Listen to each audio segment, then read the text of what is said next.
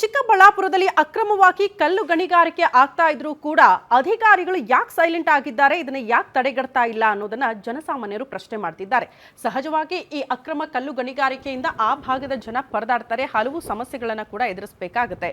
ಚಿಕ್ಕಬಳ್ಳಾಪುರದಲ್ಲಿ ಮಿತಿ ಮೀರಿ ಹೋಗಿದೆಯಂತೆ ಗಣಿಗಾರಿಕೆ. ರಾಮದೇವರ ಬೆಟ್ಟದಲ್ಲಿ ಅಕ್ರಮ ಕಲ್ಲು ಗಣಿಗಾರಿಕೆ ಆಗ್ತಾ ಇದೆ. ಪೊಟಾರ್ಲಹಳ್ಳಿ ಗ್ರಾಮದ ಬೆಟ್ಟದ ಮೇಲೆ ಉದ್ಯಮಿಗಳ ಕಣ್ಣು ಬಿದ್ದಿದ್ದು, ಗ್ರಾಮದ ಸರ್ವೆ ನಂಬರ್ 25ರಲ್ಲಿರುವ 100 ಎಕರೆ ಬೆಟ್ಟದಲ್ಲೇ ಈ ಅಕ್ರಮ ಕಲ್ಲು ಗಣಿಗಾರಿಕೆ ಆಗ್ತಾ ಇದೆ.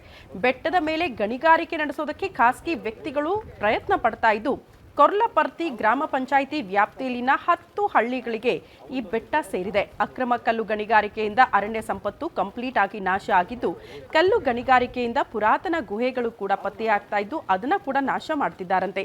ಗಣಿಗಾರಿಕೆ ನಡೆಸುವ ವ್ಯಕ್ತಿಗಳಿಗೆ ಅಧಿಕಾರಿಗಳಿಂದಲೇ ಸಪೋರ್ಟ್ ಸಿಗ್ತಾ ಇದೆಯಾ ಅಂತ ಜನಸಾಮಾನ್ಯರು ಪ್ರಶ್ನೆ ಮಾಡ್ತಾ ಇದ್ದು, ಗಣಿಗಾರಿಕೆ ಮಾಡೋದಕ್ಕೆ ಮಾರ್ಕ್ ಮಾಡಿ ಹೋಗಿದ್ದಾರಂತೆ ಅಧಿಕಾರಿಗಳು. ಬೆಟ್ಟ ನಾಶವಾಗುವ ಆತಂಕದಲ್ಲಿ ಸುತ್ತಮುತ್ತಲ ಗ್ರಾಮಸ್ಥರು ಇದ್ದು, ಪ್ರಾಣ ಬೇಕಾದ್ರೂ ಬಿಡ್ತೀವಿ ಆದ್ರೆ ಬೆಟ್ಟ ಬಿಡಲ್ಲ ಅಂತ ಗ್ರಾಮಸ್ಥರು ಆಕ್ರೋಶ ಹೊರಹಾಕ್ತಿದ್ದಾರೆ.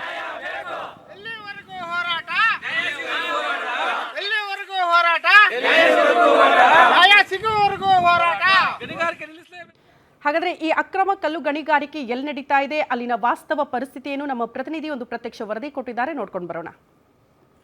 ಚಿಕ್ಕಬಳ್ಳಾಪುರದಲ್ಲಿ ಗಣಿಗಾರಿಕೆ ಮಿತಿ ಮೀರಿ ಹೋಗಿರ್ತಕ್ಕಂಥದ್ದು. ಇದು ಚಿಕ್ಕಬಳ್ಳಾಪುರ ಜಿಲ್ಲೆಯ ಚಿಂತಾಮಣಿ ತಾಲೂಕಿನ ಕೋರ್ಲಪರ್ತಿ ಗ್ರಾಮ ಪಂಚಾಯತಿಯ ಪೊಟಾರ್ಲಹಳ್ಳಿ ಒಂದು ತಪ್ಪಲಿರ್ತಕ್ಕಂಥ ಒಂದು ಬೆಟ್ಟದಲ್ಲಿ ಇದೀಗ ಈ ಬೆಟ್ಟದ ಒಂದು ದೃಶ್ಯಗಳನ್ನ ತೋರಿಸ್ತಾ ಹೋಗ್ತೀನಿ. ಈ ಬೆಟ್ಟದಲ್ಲಿ ಈಗ ಸುಮಾರು 100 ಎಕರೆ ಜಮೀನಿದೆ. ಜಮೀನಲ್ಲಿ ಕಾಡು ಪ್ರಾಣಿಗಳು ಕೂಡ ವಾಸ ಆಗಿರ್ತಕ್ಕಂಥದ್ದು, ತುಂಬಾ ಅರಣ್ಯ ವಲಯವಾಗಿರ್ತಕ್ಕಂಥದ್ದು, ಹಚ್ಚ ಹಸಿರಿಂದ ಕೂಡಿರ್ತಕ್ಕಂಥದ್ದು. ಈ ಕಾಡಲ್ಲಿ ನವಿಲು, ಜಿಂಕೆ, ಮೊಲ ಈ ರೀತಿ ಸಾಕಷ್ಟು ಕಾಡು ಪ್ರಾಣಿಗಳು ವಾಸ ಆಗಿರ್ತಕ್ಕಂಥದ್ದು. ಈ ಬೆಟ್ಟದಲ್ಲಿ ಈಗ ಏನು ಗಣಿಗಾರಿಕೆಯನ್ನ ಮಾಡ್ಲಿಕ್ಕೆ ಕೆಲವು ಗಣಿಗಾರಿಕೆದಾರರು ಬಂದಿದ್ದರು. ಬಂದು ಇಲ್ಲಿ ಸಾಕಷ್ಟು ಜಮೀನನ್ನ ವಿಂಗಡಿಸಿ ಇಲ್ಲಿ ಗಣಿಗಾರಿಕೆಗೆ ಸ್ಥಳವನ್ನ ಪರಿಶೀಲನೆ ಮಾಡ್ಕೊಂಡು ಹೋಗಿದ್ದಾರೆ. ಆದ್ರೆ ಈ ಬೆಟ್ಟದಲ್ಲಿ ಈ ಸುತ್ತಮುತ್ತಲು ಸುಮಾರು ಕೋರ್ಲಪರ್ತಿ ಗ್ರಾಮ ಪಂಚಾಯತಿಗೆ ವ್ಯಾಪ್ತಿರ್ತಕ್ಕಂಥ ಗುಟ್ಟಹಳ್ಳಿ, ಚಂಗವಾರಹಳ್ಳಿ ಸೇರಿದಂತೆ ಸುಮಾರು 16 ಹಳ್ಳಿಗಳು ಜನರು ಈ ಬೆಟ್ಟದಲ್ಲಿ ಬದುಕನ್ನು ಕಟ್ಕೊಂಡಿದ್ದಾರೆ. ಯಾಕಂದ್ರೆ ಈ ಬೆಟ್ಟದಲ್ಲಿ ಸುತ್ತಮುತ್ತಲು ಸಹ ಫಾರಂ 53, 57 ಅಲ್ಲಿ ಅರ್ಜಿ ಹಾಕೊಂಡು ಜಮೀನಿಗಾಗಿ ಒಂದಷ್ಟು ಜನಕ್ಕೆ ಜಮೀನು ಮಂಜೂರಾಗಿದ್ರೆ ಇನ್ನೊಂದಷ್ಟು ಜನಕ್ಕೆ ಜಮೀನು ಮಂಜೂರಾತಿಗಾಗಿ ಕಾಯ್ತಾ ಇದ್ದಾರೆ.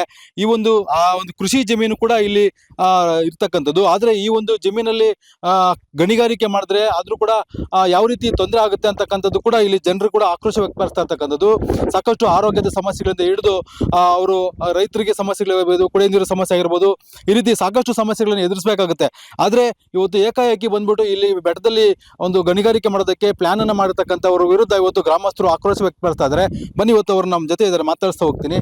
ಸರ್, ಈಗ ಇಲ್ಲಿ ಈ ರೀತಿ ಗಣಿಗಾರಿಕೆ ಮಾಡೋದಕ್ಕೆ ಈಗಾಗಲೇ ಬಂದು ಪ್ಲಾನ್ ಮಾಡ್ಕೊಂಡು ಹೋಗಿದ್ದಾರೆ, ಅಧಿಕಾರಿಗಳು ಸಹ ಬಂದಿದ್ದಾರೆ ಅಂತ ಹೇಳಿ ಹೇಳ್ತಾ ಇದ್ದೀರಾ.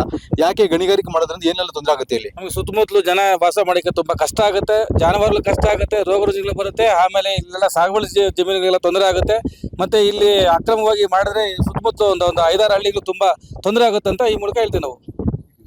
ಸರ್, ಈಗ ಈ ಒಂದು ಊರಲ್ಲಿ ಗಣಿಗಾರಿಕೆ ಮಾಡಿದ್ರೆ ರೈತರಿಗೆ, ಮಕ್ಕಳಿಗೆ, ಮತ್ತೆ ಇದು ದೇವ್ರ ಬೆಟ್ಟ ಅಂತಾರೆ, ಇಲ್ಲಿ ಸಾಕಷ್ಟು ದೇವಸ್ಥಾನ ಇದೆ, ಗವಿ ಇದೆ, ಗುಹೆ ಇದೆ ಒಳಗಡೆ ಅಂತೆಲ್ಲ ಹೇಳ್ತಾರೆ.